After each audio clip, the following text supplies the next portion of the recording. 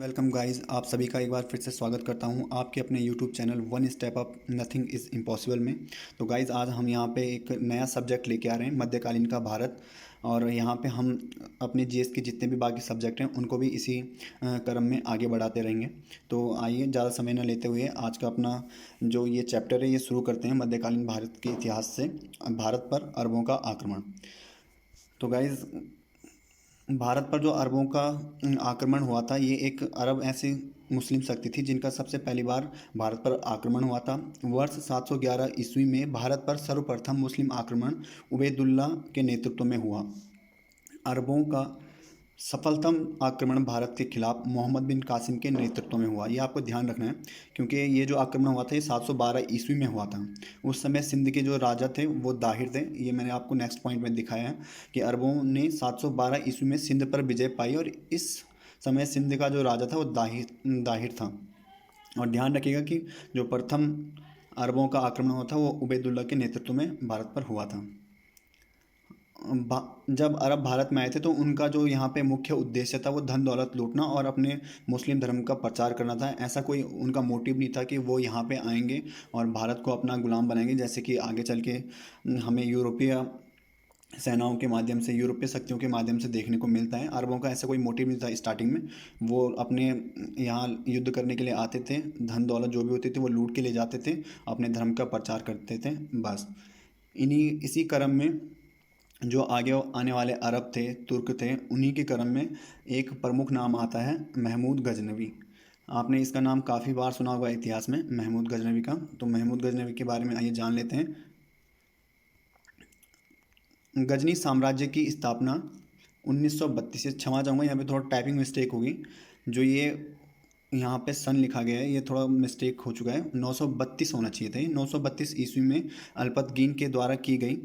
यह एक तुर्क सरदार था। अभी आपको इससे पहले अरब बताए थे मैंने, जहाँ पे मोहम्मद बिन कासिम काफ़ी फेमस थे। और अभी जो हम पढ़ रहे हैं ये मोहम्मद गजनवी के बारे में पढ़ रहे हैं। तो आपको पता होना चाहिए, क्वेश्चन आ सकता है कि मोहम्मद गजनवी किस समुदाय का सरदार था। तो वहाँ पे तुर्क, अरब, फारसी, इसके अलावा आपके पास और कोई भी ऑप्शन आ सकता है। तो आपको ध्यान रखना है कि मोहम्मद गजनवी जो था वो एक तुर्क सरदार था। तुर्कों का भारत पर पहला आक्रमण प्रीतिगिन के समय हुआ था। ये अल्पतगीन के बाद शासक बने थे, और उनके बाद ही जैसे ये शासक बनते तो भारत पर ये अपना आक्रमण कर लेते हैं। इस समय पंजाब में हिंदू शाही या फिर शाही वंश, मैंने यहाँ पे शाही वंश लिखा है लेकिन इसी वंश को हिंदू शाही वंश के नाम से भी जाना जाता है। तो इस समय जो पंजाब के शासक थे हिंदू शाही वंश के, उनका नाम था जयपाल।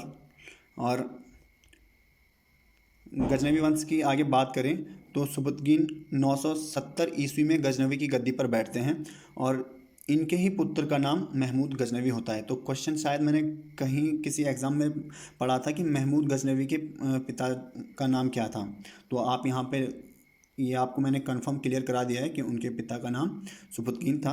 अल्पतगीन भी वहाँ पे ऑप्शन में होगा, प्रीतगीन भी ऑप्शन में होगा, तो आप सुबुतगीन को ध्यान रखिएगा। महमूद गजनवी के पिता का नाम सुबुतगीन था।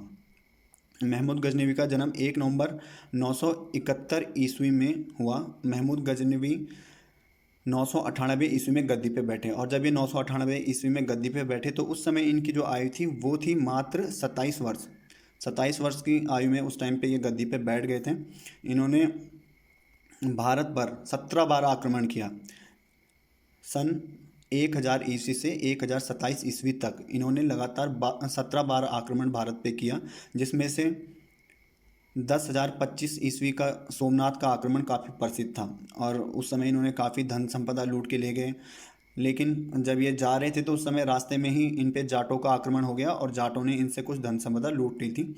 ये आपको यहाँ पे जो दिखाया गया है कि युद्ध के समय महमूद गजनवी पर जाटों का आक्रमण हुआ। तो ये युद्ध के समय नहीं हुआ था एक्चुअली, ये जब युद्ध समाप्त हो गया था उसके बाद महमूद गजनवी अपने गजनवी वापस जा रहे थे गजनी शहर में, तो वहाँ पे जाटों ने आक्रमण किया था। महमूद गजनवी का अंतिम आक्रमण 1027 ईस्वी में जाटों के विरुद्ध हुआ था। एक्चुअली एक ये प्रतिशोध टाइप का था उनका, कि वो पहले जब जाटों ने उनको रोका था तो उन्होंने कहा था कि हाँ, हम भी आगे आपके साथ फाइट करेंगे और आपको हराएंगे, साबित करेंगे कि हम एक शक्ति हैं। गजनी की सेना में सेवद राय एवं तिलक जैसे हिंदू उच्च पदों पर आसीन थे। तो आप लगा सकते हैं कि उस टाइम पे जो हिंदू अधिकारी थे वो भी मुस्लिम सेना में शामिल थे। गजनवी के साथ भारत में अल बरूनी, फिरदौसी, कुतबी एवं फारूकी जैसे महान इतिहासकार आए।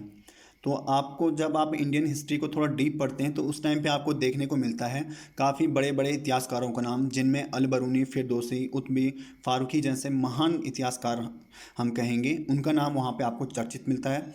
इनकी कुछ पुस्तकें लिखी गई हैं, आगे में आज देख लेते हैं कि इनकी कौन कौन सी पुस्तकें लिखी गई हैं। तो जो अलबरूनी के द्वारा पुस्तक लिखी लिखी गई थी, ये थी किताब उल हिंद, और उतबी के द्वारा किताब उल यामिन एवं फिरदौसी के द्वारा शाहनामा की रचना की गई थी।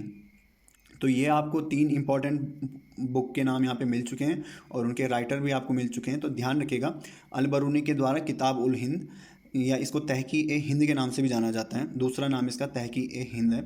और उतबी के द्वारा जो लिखी थी उल यामिन एवं फिरदौसी के द्वारा शाहनामा पुस्तक की रचना हुई थी। इसी क्रम में आगे मोहम्मद गौरी का नाम आता है। मोहम्मद गौरी के बारे में ज़्यादा डिटेल में आपको एक मूवी बनी है शायद से इनके ऊपर, तो आप देख सकते हैं वहाँ पे पृथ्वीराज चौहान के ऊपर, अक्षय कुमार की। तो आप देखेंगे वहाँ पे मोहम्मद गौरी के बारे में आपको काफ़ी सारी चीज़ें मिल जाएंगी जानने को, तो शायद वो आपके लिए वहाँ पे यूज़फुल होगा। तो आप उस मूवी को भी देख सकते हैं। क्षमा चाहूँगा, यहाँ पे थोड़ा सा एक टाइपिंग एरर हो चुका है फिर से, ये महमूद गजनवी होगा शायद। महमूद गजनवी के पश्चात मोहम्मद गौरी द्वारा भारत पर प्रथम आक्रमण 1175 में मुल्तान में हुआ था।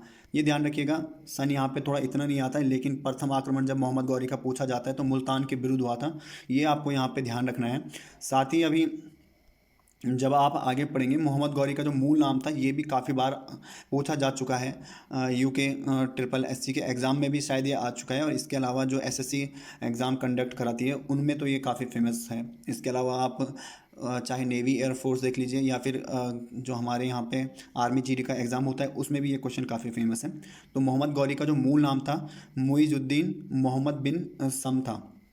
तो ये आपको ध्यान रखना है, ये इनका नाम जो है काफ़ी इंपॉर्टेंट है, आप इसको ज़रूर नोट डाउन कीजिएगा अपने नोट्स में, और वहाँ पे आप इसको याद कीजिएगा, ताकि आने वाले क्वेश्चन कभी इससे बनता है तो वहाँ पे आप इसे मिस न करें। मोहम्मद गौरी ने वर्ष 1178 में गुजरात के पाटन पर आक्रमण किया, परंतु पाटन के राजा भीम द्वितीय ने उन्हें पराजित कर दिया था। भीम द्वितीय का जो मूल उनका जो एक्चुअली नेम था उस टाइम पे वो मूल राज था, और पाटन को अहिल्यावाड़ के नाम से भी जाना जाता है। ठीक है, तो आप ये ध्यान रखिएगा, अहिल्यावाड़ का आ सकता है आपके सामने कि पाटन या फिर अहिल्यावाड़ पर कब आक्रमण किया, तो 1178 में किया, और उस समय जो वहाँ पे राजा थे वो राजा भीम थे। इसी क्रम में उनके युद्धों के क्रम में त्राइन का युद्ध काफ़ी फेमस है। त्राइन का प्रथम युद्ध जो होता है मोहम्मद गौरी और पृथ्वीराज तृतीय के मध्य होता है, और ये होता है 1191 ईस्वी में, जिसमें मोहम्मद गौरी को पृथ्वीराज चौहान ने आराम से हरा दिया था। इसके बाद 1192 में मोहम्मद गौरी फिर आते हैं, द्वितीय त्राइन का युद्ध होता है जिसमें मोहम्मद गौरी पृथ्वीराज तृतीय को हरा देते हैं एवं उनकी मृत्यु वहाँ पे हो जाती है। तो ये कुछ लोग कहते हैं कि वो अपने साथ उनको बंदी बना के ले गए, लेकिन जहाँ तक मेरा नॉलेज है कि उनकी मृत्यु युद्ध क्षेत्र में ही हो गई थी। और ये मैं आपको कह रहा हूँ कि आप इसीलिए कह रहा हूँ कि ये पिक्चर देखेंगे तो एक बार आपको और क्लियरिटी वहाँ पे आ जाएगी, क्योंकि उसमें भी काफ़ी हद तक इतिहास को दोहराया गया है। तो इस जो ये युद्ध था, ये हारने का मुख्य कारण क्या था पृथ्वीराज चौहान तृतीय का?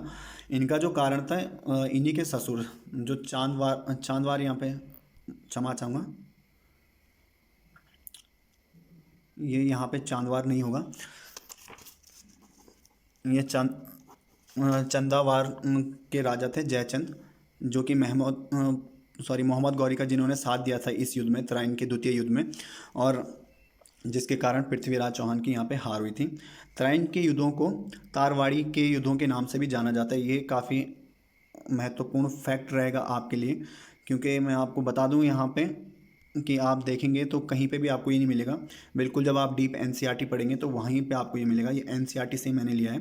तारवाड़ी के युद्ध के नाम से त्राइन के युद्धों को जाना जाता है। साथ ही यहाँ पे कुछ पॉइंट जो रह चुके हैं इस टॉपिक के, मैं वो आपको ऐसे ही मौखिक में बता देता हूँ, आप इनको नोट डाउन कर लीजिएगा, क्योंकि ये कुछ ऐसे पॉइंट है कि जो एग्ज़ाम पॉइंट ऑफ व्यू से काफ़ी इंपॉर्टेंट होने वाले हैं। जिनमें से सबसे पहले है मोहम्मद गौरी के साथ भारत आने वाले सूफ़ी संत, ये पूछा जा सकता है क्वेश्चन। तो शेख मोइनुद्दीन चिश्ती का नाम काफ़ी फेमस है, गानों में आपने बहुत भर भर के नाम सुना होगा इनका। जितने भी हिंदी गाने बनते हैं, सूफ़ी सॉन्ग बनते हैं, तो उनमें इनका नाम भर भर के लिया जाता है, मोइनुद्दीन चिश्ती का।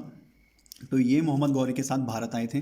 इसके अलावा जो मोहम्मद गौरी के सिक्के थे, जो उस टाइम पे उनकी करेंसी थी, उन सिक्कों के ऊपर माँ लक्ष्मी की आकृति बनी हुई होती थी। ये ध्यान रखिएगा।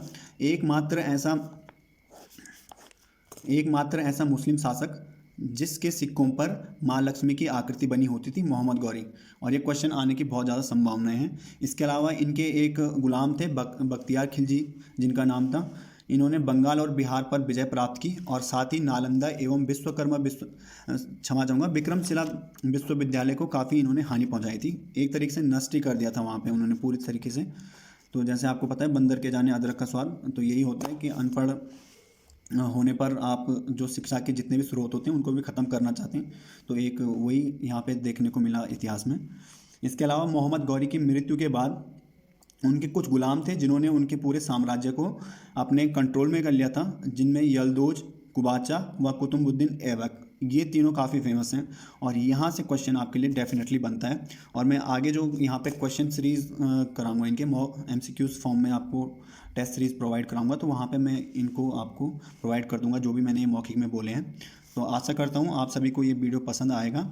तो इसी के साथ आप अपना वीडियो यहीं पे समाप्त करते हैं। धन्यवाद। जय हिंद, जय भारत।